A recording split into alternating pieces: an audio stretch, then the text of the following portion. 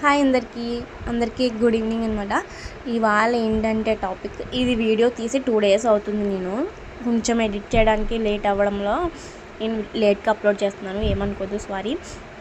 నాకు ఒక డౌట్ అనమాట, ఎందుకంటే ఇది నేను ఫేస్ చేశాను. ఇప్పుడు మామూలుగా ఏదైనా యూట్యూబ్లో అయినా ఇన్స్టాగ్రామ్లో అయినా కొంచెం ఫాలోవర్స్ ఉంటే చాలు, యాటిట్యూడ్ భలే ఉంటుంది కదా అసలు.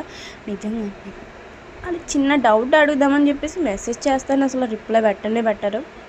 అంత యాటిట్యూడ్ అసలు ఎందుకని అర్థం అవ్వదు. నాకు అలా అనిపించదు అసలు. నేను నిజంగా అయితే ఎవరైనా హెల్ప్ చేయండి, దీని గురించి డౌట్ ఉంది అడగాలి అని చెప్పేసి ఎవరైనా నాకు కామెంట్ చేస్తే నేను వెంటనే రిప్లై చెప్తాను, వెంటనే వాళ్ళకి ఆన్సర్ చేస్తాను. నిజంగా అయితే వాళ్ళు అంత యాటిట్యూడ్ చూపిస్తుంటే నాకు చాలా కోపం వస్తుంది. మా ఆయన గారు అంటారు కదా, ఎవరినో నువ్వు డౌట్ అడగడం ఎందుకు, ఏదో ఒక రోజు అదే డౌట్ నిన్ను అడుగుతారులే, కంగారు పడక అని చెప్పేసి అన్నారు మా ఆయన గారు. ఇంక సర్లే అని చెప్పేసి లైట్ తీసుకున్నాను. ఇది మీతో షేర్ చేసుకుందాం అని చెప్పేసి చెప్తున్నాను. నిజంగా ఇలాంటి వాళ్ళు ఎప్పుడైనా మీరు ఫేస్ చేసి ఉంటే నాకు కామెంట్ చేయండి. నేనైతే ఫస్ట్ టైం ఫేస్ చేయడం, నేనైతే ఎప్పుడు అలా ఉండను. నాకు ఎవరు డౌట్ చేసినా, నన్ను ఎవరు డౌట్ అడిగినా నేను చెప్తాను. ఇది ఏంటి అంటే, మా వైషమ్మ స్కూల్ నుంచి రాగానే నేను స్నాక్స్ చేస్తున్నాను అనమాట. సరే అని చెప్పేసి పాస్తా చేశాను స్నాక్స్.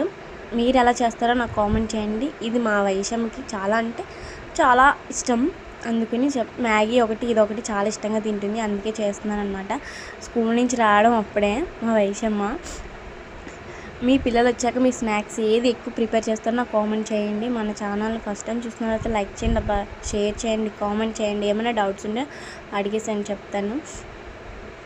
అక్క నీకు ఎందుకు అంత కోపం వచ్చిందంటే, అది మీరు ఫేస్ చేస్తేనే తెలుస్తుంది. నేను ఫేస్ చేస్తాను కానీ నాకు చాలా కోపం వస్తుంది. ఓకే అయితే బాయ్. ఏమైనా డౌట్ ఉంటే కామెంట్ చేయండి. బాయ్.